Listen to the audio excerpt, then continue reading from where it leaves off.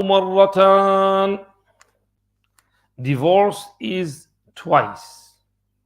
فإمساك بمعروف أو تسريح بإحسان.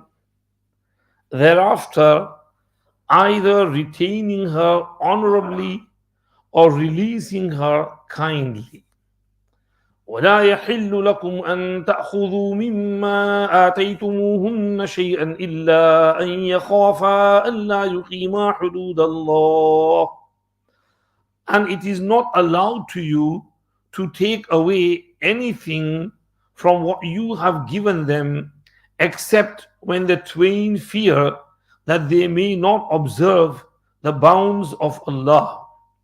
فإن خفتم ألا يقيما حدود الله فلا جناح عليهما فيما افتدت به. Then if you fear that the twain may not observe the bounds of Allah, there is no blame on them both for that with which she redeems herself. تلك حدود الله فلا تعتدوها. These are the hudud and limits set by Allah.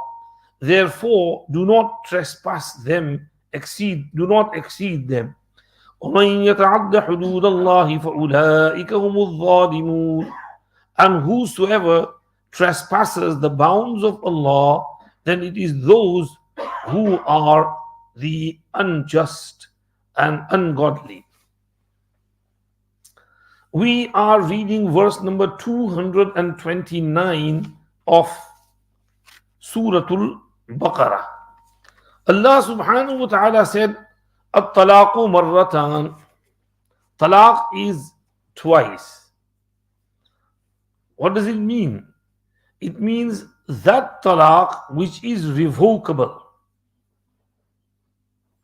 which is called in Arabic talaq raj'i, where you can stick together again after that talaq.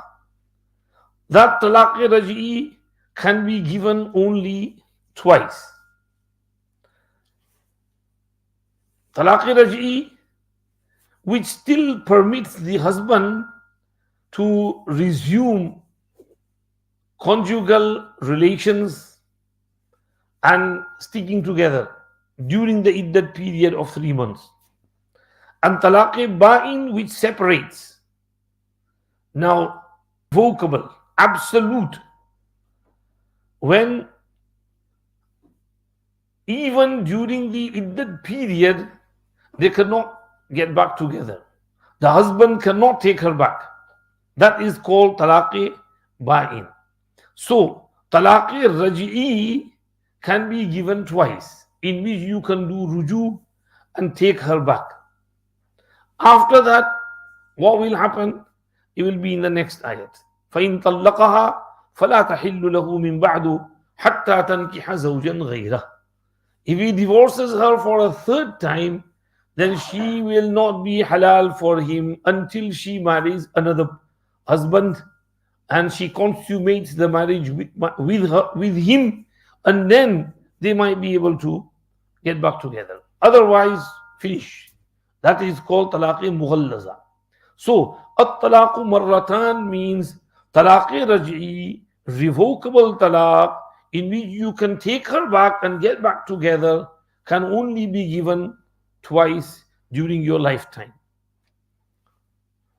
What is the Shan-e Nuzul of this ayat? Allama Shabbir Ahmad Usmani says, इस्लाम से पहले बार बार तलाक देकर इद्दत में रुजू करने का दस्तूर था. 10-20 बार 100 बार ऐसा करते थे. इब्न कसीर ने कहा वो इन तल्लक़हा मियत मर्रतीन, इस्लाम ने इसको खत्म किया, सिर्फ 2 बार इसको करने की इजाजत दी. Meaning, before Islam, the people of Jahiliyyah used to give talaq repeatedly, and then before the iddat period finishes, they would take her back, do ruju, revoke it, and then they would do it again after some time, and again and again. And this would happen, as Ibn Kathir narrated, sometimes 100 times.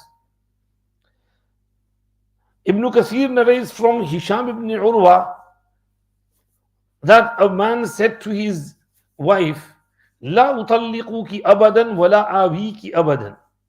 I will not divorce you ever, nor will I keep you with me forever. She said, how can you do that? This is in the pre-Islamic era, Jahiliyyah, from Ahlul Jahiliyyah. And the husband replied, I'll give you talaq, and then when you get to the end of your iddat, I'll take you back. And I'll keep doing that. This was mentioned to Nabi Kareem sallallahu alayhi wasallam. So Allah subhanahu wa ta'ala revealed, At-talaqu marratan. You can only do that twice. Another riwayat, Hazrat Aisha radiyallahu anha reports, Lam yakun lit-talaqi waqtun. They did not have any fixed amount of talaq. Sometimes a man would give talaq and take the woman back as long as the iddat has not finished. Now, once it so happened that in Medina, among the Ansar, there was a man between whom and his wife there was an argument which happens between husbands and wives. Now, the husband said to her, Wallahi la atrukannaki la ayyiman wa la dhata zawjin. Wallah, I'm going to leave you like this, not divorced and not married. So he began to give her a divorce, take her back, give her a divorce, take her back, give her a divorce, take her back. He did a few times. Then Allah revealed, At-talaqu marratan, فَإِمْسَاكُمْ بِمَعْرُوفٍ أَوْ تَسْرِيحٌ بِإِحْسَانٍ. Allah subhanahu wa ta'ala fixed the limit that this can only be done twice. After that, it's out of question. Allah said, فَإِمْسَاكُمْ بِمَعْرُوفٍ أَوْ تَسْرِيحٌ بِإِحْسَانٍ وَلَا يَحِلُّ لَكُمْ أَن تَأْخُذُوا مِمَّا آتَيْتُمُوهُنَّ شَيْئًا إِلَّا أَن يَخَافَا أَلَّا يُقِيمَا حُدُودَ اللَّهِ. After twice talaq, either you keep her on good terms and with kindness, or release her with kindness. Meaning, after the 2 periods of temporary separation, make your final choice. Either take her back in love and amity, or let her go finally. But in any case, be honorable and be kind towards her. Allama Hazrat Maulana Abdul Majid Daryabadi rahmatullah alayhi writes in Tafseer Majidi, the goal of matrimony in Islam is to unite 2 persons, to bring happiness to the couple, and to instill mutual amity, harmony, responsible co-partnership, and good fellowship of the pair. Now, human nature being what it is, it sometimes happens that even with the best of motives and after repeated trials, the union remains unhappy. The one remedy then is to unfasten the wedding tie.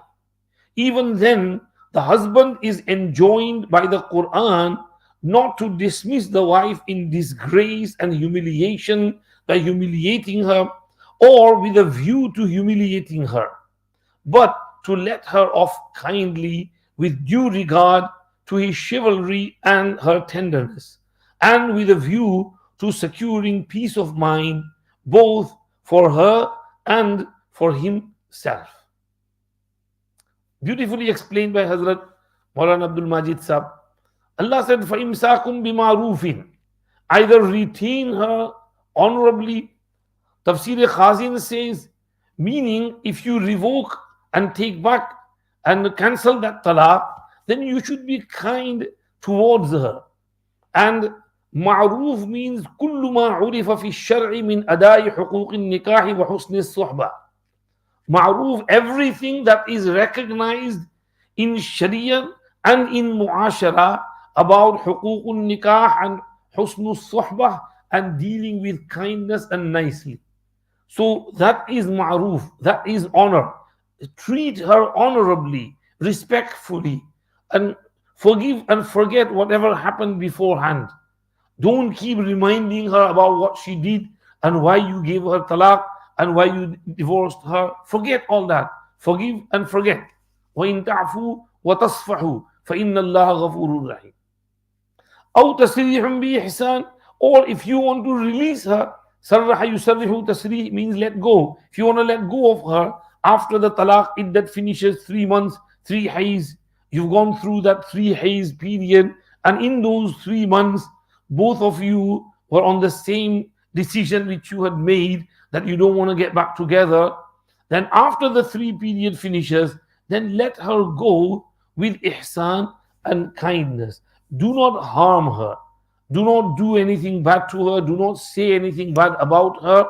And vice versa. She should not harm the husband and she should not say anything bad about him. He should not say anything bad about her. And there should be ihsan in there. These things happen. This Allah wale, Buzurg, Sufi, Safi, Nek, pious person, he felt the need to divorce his wife for some reasons. So he mentioned to his friend, yeah, I feel like I'm going to divorce her. I think we can't stick together. So his friend asked, why? What's wrong with her? And he said, I don't want to say that. She's still my wife. And I don't want to talk bad about my wife in front of anyone. So I don't want to say why, what's the reasons. Okay, he divorced her. She went through that period and he let her go nicely. He gave her lots of gifts and presents and she left. She went to her parents' house. Now his friend asked him, you can tell me now, what was the reason why you divorced her? And he said, no, she's a stranger to me now. I can't talk bad about any strangers. So you see, even when she was still married to him, he didn't say anything bad about her. And even after he released her, he gave her lots of gifts and presents. He said, no, I don't want to say anything bad about her. She's a stranger to me. This is what Allah said, فَإِمْسَاكُمْ بِمَعْرُوفٍ أَوْ تَسْرِيحٌ بِإِحْسَانٍ. Either keep her in a good way or release her in a good way with kindness. But there should be no animosity, hatred, and backbiting, fighting, arguments, quarreling. These days people don't have these husni akhlaq. And they say bad stuff about one another. For example, in one place I went down south somewhere and there was divorce and there was so much arguments. And then the wife said that, I know I released myself from him because he's eunuch. He can't sleep with women. He's totally namarad. So that person, he said that's wrong. That's not right. I used to fulfill her needs. She's lying.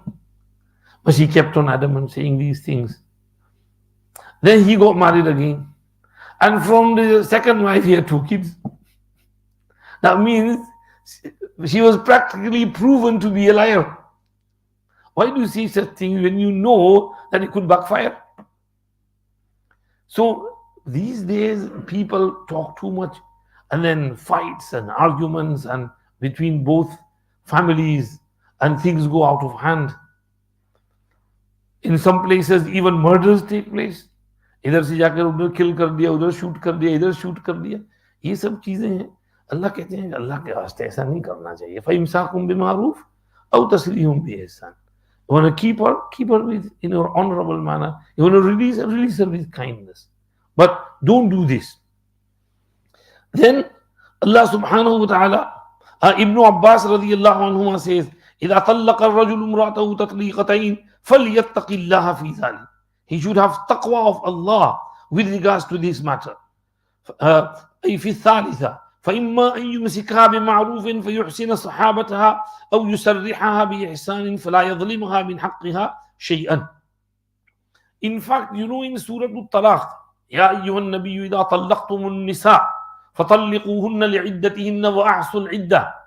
Allah mentioned taqwa in 3 places. First Allah said, وَمَن يَتَّقِ اللَّهَ يَجْعَل لَّهُ مَخْرَجًا وَيَرْزُقْهُ مِنْ حَيْثُ لَا يَحْتَسِبُ. And then Allah said, وَمَن يَتَوَكَّلْ عَلَى اللَّهِ فَهُوَ حَسْبُهُ إِنَّ اللَّهَ بَالِغُ أَمْرِهِ قَدْ جَعَلَ اللَّهُ لِكُلِّ شَيْءٍ قَدْرًا. And then Allah said, وَمَن يَتَّقِ اللَّهَ يَجْعَل لَّهُ مِنْ أَمْرِهِ يُسْرًا. And then Allah said, وَمَن يَتَّقِ اللَّهَ يُكَفِّرْ عَنْهُ سَيِّئَاتِهِ وَيُعْظِمْ لَهُ أَجْرًا. What rewards Allah gives for taqwa. Why is Allah mentioning taqwa, taqwa, taqwa during talaq?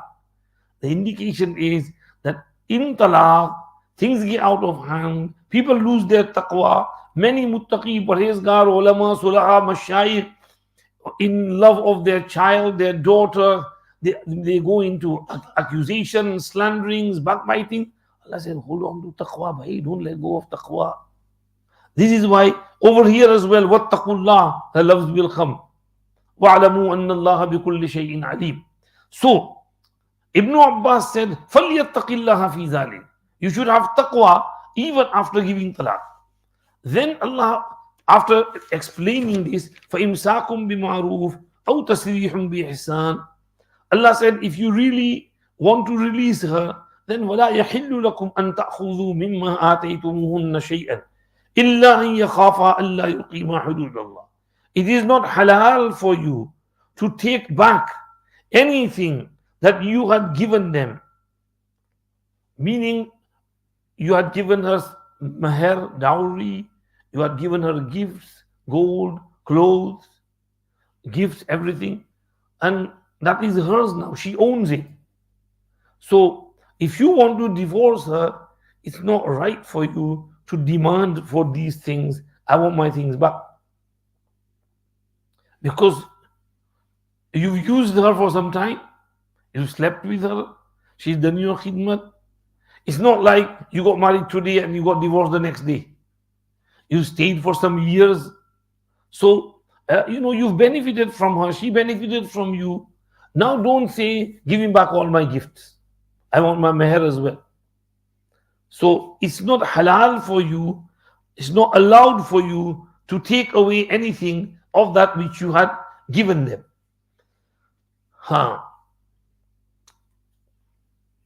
In other place, Allah says, وَلَا تَعْضُلُوهُنَّ لِتَذْهَبُوا بِبَعْضِ مَا آتَيْتُمُوهُنَّ إِلَّا أَن يَأْتِينَ بِفَاحِشَةٍ مُبَيِّنَةٍ. Over here, Allah said, إِلَّا أَن يَخَافَا أَلَّا يُقِيمَا حُدُودَ اللَّهِ. Except when the twain fear that they might not observe the bounds of Allah. If there is a risk that if they continue to live as husband and wife, the duties and obligations as husband and wife required by the law of Islam will not be fulfilled. They will not reconcile among themselves.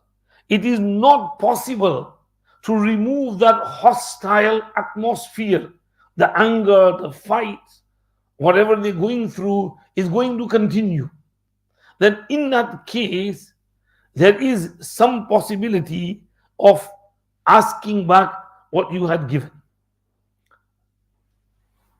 When the nushuz and nafarmani and disobedience is from the wife's side, she is misbehaving, she is not treating the husband properly, and then she is ready to give back some of the gifts, and the husband says, okay, then in that case, you might be able to take some things back from her. Normally, in such cases, what do? We say, sometimes it does happen like this, that they only live for a very short period, maybe a few days or weeks, or maybe a month or two. And then the husband had given her lots of gifts and presents, and they want to take it back. So in that case, what we say is, meher, the masala of meher will come, dowry, don't take anything back from the dowry. Meher jo diya tha, ho gaya. Gold and expensive stuff like diamonds, etc., 10,000-15,000 pounds, you can ask back for that. You can say, well, हमारे बेटे को दोबारा शादी कराना है, we have to find another partner for her, we need that gold and we need those. If you want talaq, then you give us these things back and then we'll give you divorce. So in such cases, where there is some need, you might be allowed to take that. This is what Allah is saying, illa an yakhafa alla yuqima hudud Allah. When there is risk that they will not be able to stick to the limits of Allah, then perhaps there is possibility that you might ask back for something. This is why after this verse, in the next line, Allah is talking about khula. Allah says, فَإِنْ خِفْتُمْ أَلَّا يُقِيمَا حُدُودَ اللَّهِ فَلَا جُنَاحَ عَلَيْهِمَا فِي مَا افْتَدَتْ بِهِ. Then if you fear that they both will not observe the limits set by Allah and the hudud of Allah, then there is no blame on both of them for that with which she redeems herself and she frees herself. In that case, it will be allowed. In istilah shariat, this is called khula. Khula means where the husband is not ready to divorce the wife. But the wife says, okay, if I give you back your stuff, will you give me divorce? And she says, okay. That's what he says. He says, okay, you give me back my stuff and I'll divorce you. This is called khula, where there is an agreement among themselves. This is where we explain some of the non-Muslims, Orientalists and missionaries, they attack Islam by saying in Islam only man can divorce, women can't divorce. They don't know this masala of khula. Woman can also divorce. Though Allah has given talaq in the hands of men, but that does not mean Allah has deprived the woman. She can also ask for divorce, and this is the way out. She can offer to give back what she was given in meher or gifts or golds or whatever, and divorce, release herself. And this is in the Hadith Sharif as well. In Bukhari Sharif, we read the incident of Jamila binti Abdullah ibn Ubay ibn Salul radiyallahu anha. She was a good lady, Sahabiyya. Though she was daughter of Abdullah bin Ubay bin Salul, Raisul Munafiqeen, but she herself was nice. She was married to Thabit ibn Qais ibn Shammas. Now, they had some differences and she wanted to release herself. She came to Rasulullah sallallahu alayhi wasallam and said, Ya Rasulullah, I have no complaints about the behavior, characters and piety and taqwa of Thabit ibn Qais, but I don't want to stay with him. Nabi Pak sallallahu alaihi wasallam said, why? And she said, I just can't stand him. In another riwayat, she said that I was inside my tent, I opened my tent and he was approaching with a group of people. He was the darkest among them, the shortest among them, and with the ugliest face among them. And as soon as I saw that, something happened to me. I just shook and cringed. I can't stay with him. So Nabi Kareem sallallahu alayhi wasallam said, Ataruddina alayhi hadiqatahu. In another riwayat, Huzur Akram sallallahu alayhi wasallam called Thabit, and as Thabit, look what she's saying. And Thabit said, Ya Rasulullah, I've spent so much on her. I had one whole bagh, and I gave her that bagh in meher. Now, if she wants to release herself, then she should give me back my bagh, my property. And Nabi Pak sallallahu alaihi wasallam asked her, Aturuddina alayhi hadiqatahu? Will you give him back his bagh and his orchard? And she said, yeah, I give him back. I don't want it. And Nabi Pak sallallahu alaihi wasallam said to Thabit, accept your hadiqah, your bagh, your garden orchard, and give her divorce. So he did that and divorced her once. This is called khul'ah, and khul'ah is allowed for her. However, one point should be kept in mind, that khul'ah from her side should also be demanded only in extreme need, dire need. If she keeps on demanding for divorce for no reason or without genuine reason, then that is bad on her part. Allah subhanahu wa ta'ala will not be happy with her. There is wa'id in the ahadith for such behavior. Ibn Kathir rahmatullahi alayhi has narrated The hadith wherein Nabi Kareem sallallahu alayhi wasallam said, أيما امرأة سألت زوجها طلاقها في غير ما بأس فحرام عليها رائحة الجنة. Whichever woman demands talaq from her husband without any severe necessity, then the khushbu of Jannat, fragrance of Jannat, will be haram upon her. She will not go in Jannat. Because when she won't get khushbu of Jannat, that means she won't go in Jannat. You think carefully. There is warning in there. There might be some meaning to it. Explanation can be given to it. But without any genuine, severe reason, she should not ask for talaq. In another riwayat, Nabi Kareem sallallahu alayhi wasallam said, Al-muntazi'atu wal-mukhtali'atu hunna al-munafiqatu. Narrated by Imam Ahmad in his Musnad. Those who demand for khula and who pull their hands out of the ita'at and obedience of the husbands, they are the women with hypocrisy in their heart. Hypocrisy is to show something whereas there is something else hidden. In Aqidah, you show Iman, but kufr is hidden in the heart, is called nifaq, hypocrisy. So over here, she shows and portrays love, but she hides hatred. And this is the hypocrisy and nifaq. And that hypocrisy came out and bursted out when she demanded for khula and talaq, and she wanted to separate from him. So Huzur said, don't be a hypocrite. Right? Love your husband as you should love him. Try and stick together. Don't keep asking for talaq, talaq, talaq, and divorce and khula, khula, khula. This is no good behavior. This is why Huzur is saying, Hunnal munafiqat. In another riwayat, similar hadith. لا تسأل امرأة زوجها الطلاق في غير كنهه فتجد ريح الجنة وإن ريحها ليوجد من مسيرة 40 عاما. The khushbu of Jannah comes from 40 years distance. Meaning when people will be in the plane of resurrection, Maidani Hashar, Hisab Kitab is taking place. Jahannam will be brought closer. Jannat will be brought closer as well. The Maidani Hashar will be surrounded by Jahannam. And to cross it, you need to go over the bridge of Pul Sirat. Now, when Jannat is brought closer, the khushbu and fragrance of Jannat, cool breeze of Jannat will flow on Maidani Hashar. But not everybody will be able to feel it. Some people will be able to feel that fragrance and they'll feel really nice and enjoy it. Others won't. Like in dunya, if there is khushbu, someone's applied some perfume over here, but somebody's got flu and his nose is blocked. Then the person next to him can feel the khushbu fragrance, but the person whose nose is blocked, he can't. So in Maidani Hashar, the kuffar, mushrikeen, fustaq, fujjar, they won't be able to experience that aroma and beautiful fragrance of Jannah. But those who are Ahlullah, Anbiya, Awliya, they will be able to experience it, and they have so much, khushbu, farhat, and happiness and joy from that khushbu. The Hisab Kitab will become easy for them.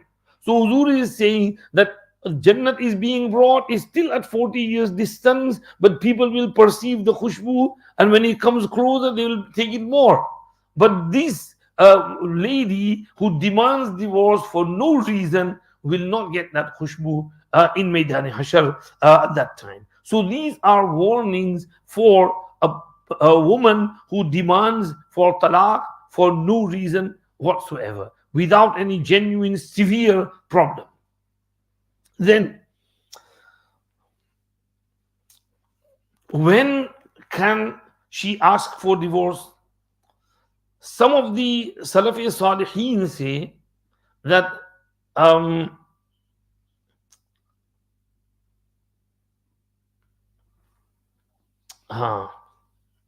no, masala I mentioned over here is, when is khula allowed for the man?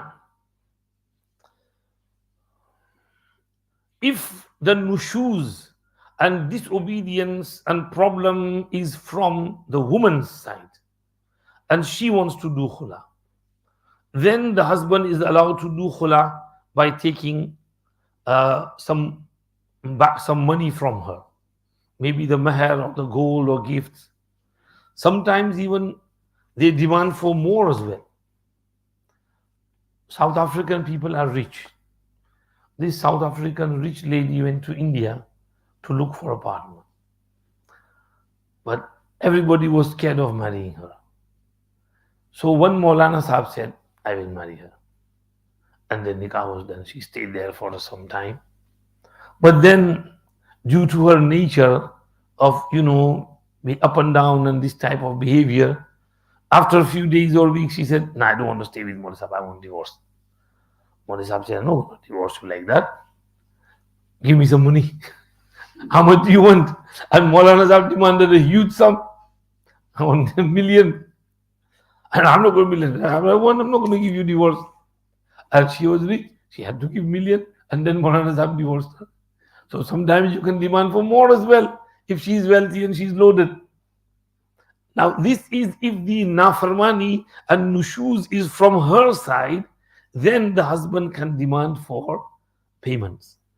If the husband is pestering her and then she asks for divorce, then the husband is not allowed to demand for any sum. Because the nushuz is from the husband's side. He is pestering her. And then Nalayak Badmash is asking her for money as well. He should be giving her. This is one opinion narrated by Ibn Kathir. And he said, many among the Salafi Salihin say this. Imam Shafi'i Rahmatullah Ali in one opinion said, يجوز الخلع في حال الشقاق وعند الاتفاق بطريق الأولى والأحرى. He said that whether there is differences and disagreements, nushuz from her side, his side, no nushuz, no disagreements, they are both on speaking terms, same wavelength, but still she wants khula. Then she can't demand for it. It's allowed, it's jaiz. And if the husband wants some payments, he can demand for it. And then he put forward the hadith of Sabit ibn Qais. And they said that there was no big fight among them. They were living together with ittifaq, but she still wanted khula. And Nabi Pak Sallallahu Alaihi Wasallam said, okay, Sabit do khula. And she did it. Then the mas'ala. Can the husband ask for more than what he had given her in gifts? Jumhur ulama say, yes, it's jaiz. He can ask for more. Because Allah said, فَلَا جُنَاحَ عَلَيْهِمَا فِي مَفْتَدَتْ بِهِ. No harm in however she releases herself. Ibn Kathir narrates that Sayyidina Umar radiallahu anhu was brought a woman who was nashiz and who was doing nafarmani, and she was arrogant and stubborn and abusing and insulting her husband. So Sayyidina Umar radiallahu anhu said to the Jallad, take her to that room where there is manure and dung and bad foul smell. So he took her there, left her. After a while he called her and he said, how did you find that place? And she replied, I've never felt any rahat and sukoon with my husband except this last night. Though I was sleeping around manure and dung, but I felt really relaxed. So Hazrat Umar said, just give her divorce, khula with her. Even ikhla'ha walau min qurtiha. Take everything from her if you want. And the husband said, I'm taking everything from you. Imam Bukhari reported, Ajaza Uthman al-khul'a duna iqasi ra'siha. The hadith Rubayya bint Muawwiz. قالت كان لي زوج يقل علي الخير إذا حضرني ويحرمني إذا غاب عني فكانت مني زلة يوما فقلت أختلع منك بكل شيء أملكه قال نعم قال ففعلت فخاصم عمي إلى عثمان بن عفان فأجاز الخلع وأمره أن يأخذ إقاص رأسي فما دونه. Rubayya bint Muawwiz says, I had a husband who would give me very little of good and khair and mal when he was present with me. And when he would be absent on a journey, he would deprive me. So one day I made a mistake. So I said to him, I want to do khula with you with everything that I own. And he said, okay. I did it. And khula was done. But then my uncle complained to Uthman ibn Affan and he said, he's taken everything from her. But Uthman ibn Affan said, if she agreed, then it's allowed. And he said he can't take, if he wants to, more than what he had given her. So this means that it is fi nafsihi permissible. However, Imam Abu Hanifa rahmatullahi alayhi and his ashab say, إن كان الإضرار من قبلها جاز أن يأخذ منها ما أعطاها ولا يجوز الزيادة عليه فإن ازداد جاز في القضاء. If he was abusing, insulting, harming, if she was insulting, abusing, harming the husband, then the husband can take from her whatever he gave to her. He should not demand for more than what he had given her. If he did, then in the law and in judiciary system, it will be allowed. And if the harm was from his side, the husband was abusing, insulting her, then it is not jais for him to take anything from her. He should divorce her without doing khula, without taking anything from her. And if he did take something, then in judiciary process, al-qazi will say it is jais, it's allowed, he can't take it. Imam Ahmad said, لا يجوز أن يأخذ أكثر مما أعطاها. He cannot take more than what he had given her. This is Sa'id ibn Musayyib and Ata ibn Abi Rabah's قول. معمر said, كان علي يقول لا يأخذ من المختلعة فوق ما أعطاها. Hazrat Ali used to say, he should not take from the khula doing woman more than what he had given her. Maybe the dalil for this is the hadith of Sabit ibn Qais, because Huzur told her to give back the bagh and orchard and not anything more than that. So that means he should not demand for more than what he had given her, only take back what he had given her, and not more than that. Wallahu a'lam. This is فَلَا جُنَاحَ عَلَيْهِمَا فِيمَا افْتَدَتْ بِهِ.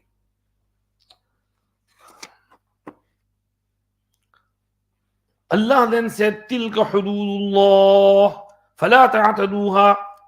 These are the bounds of Allah, so do not trespass them.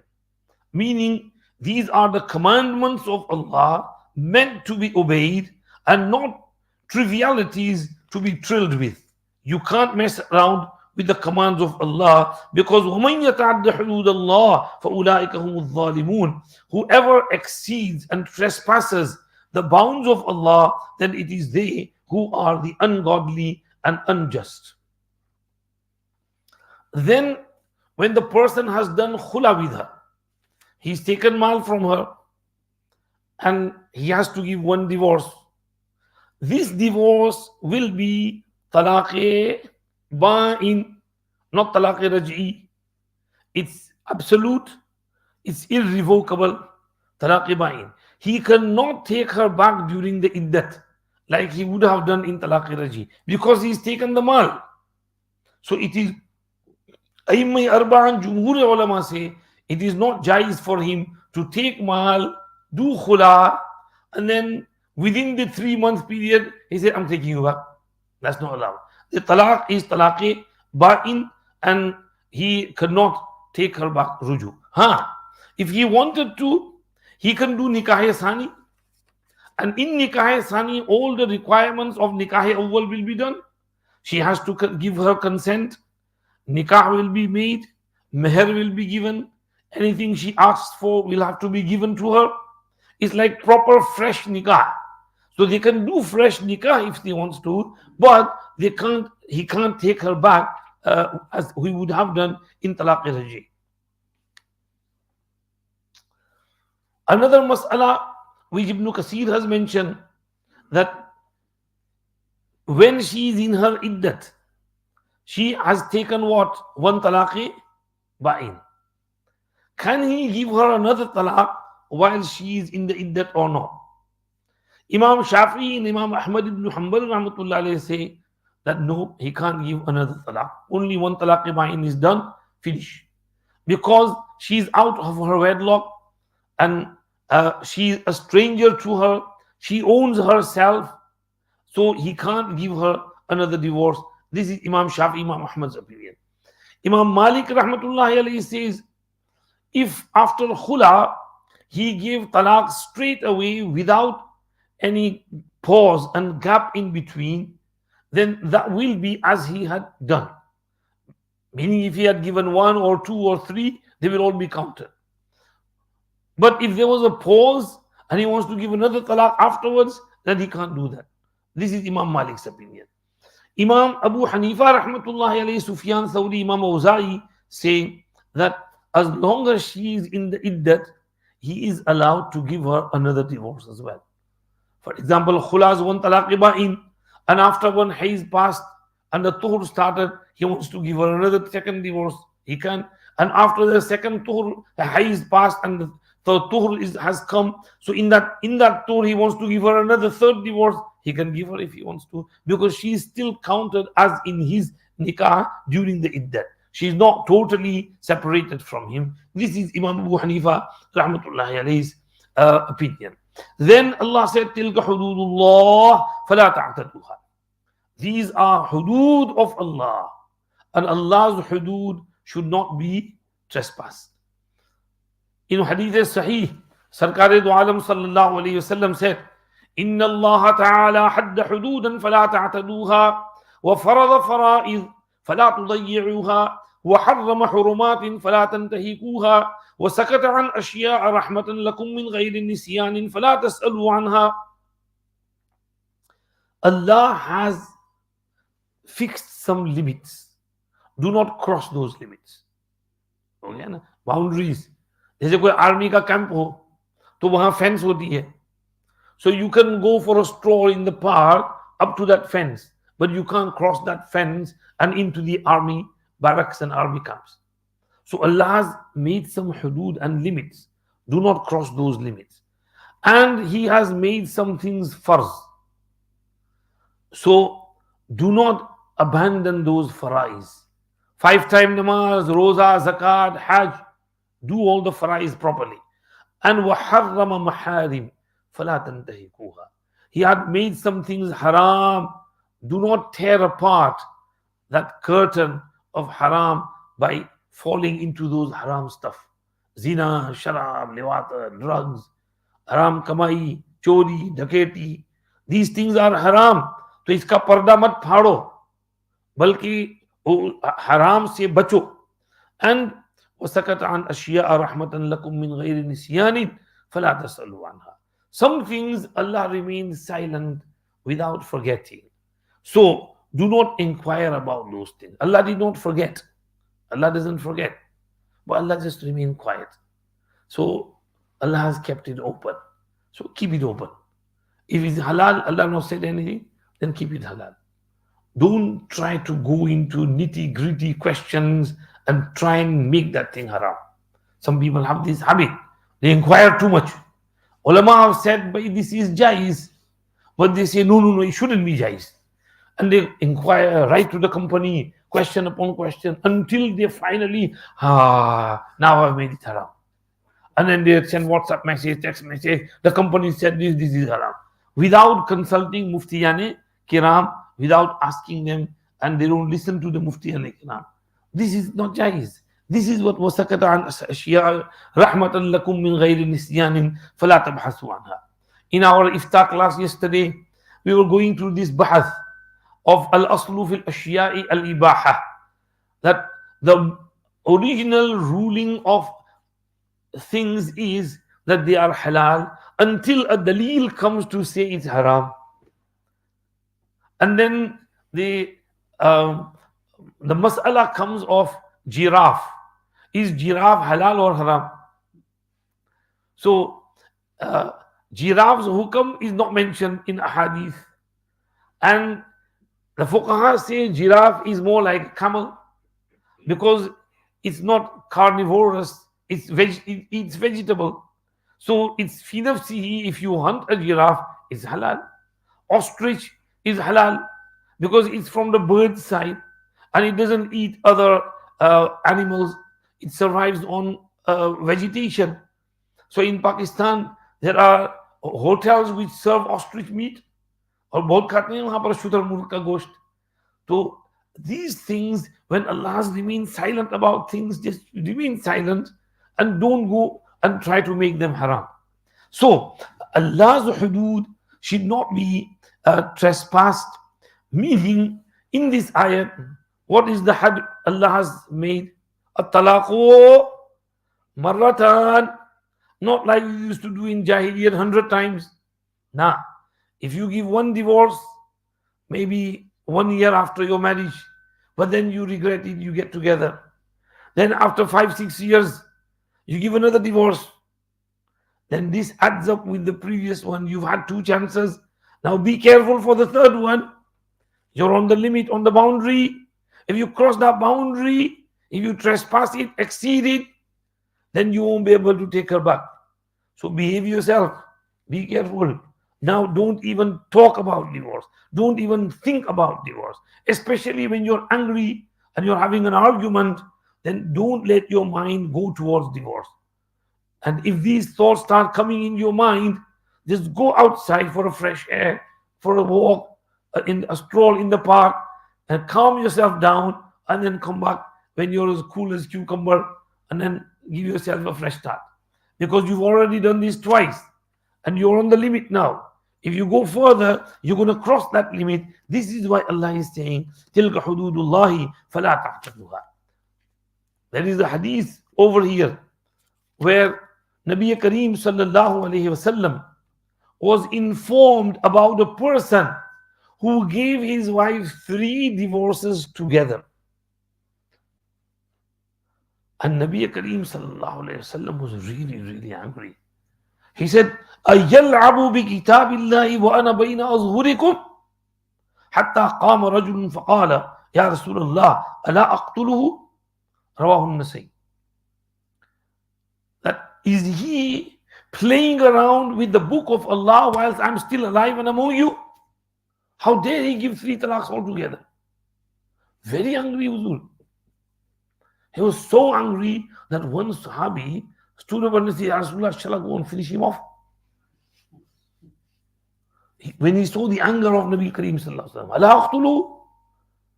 So imagine how angry he was.